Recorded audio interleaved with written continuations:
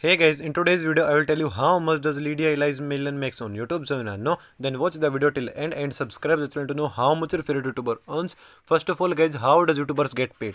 They get paid by placing ads on their videos. If they place more ads, they makes more money. Secondly, CPM stands for cost per 1000 views, means how much advertiser pays to run their ads on YouTube. Average CPM is $4 and the earning depends on many factors, from where the video is watched, how long the video is watched.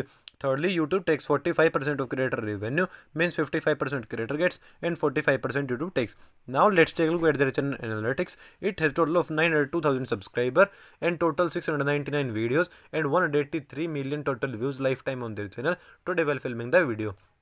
Now let's take a look at their estimated revenue. How much does it makes monthly, annually, daily and per hour from YouTube?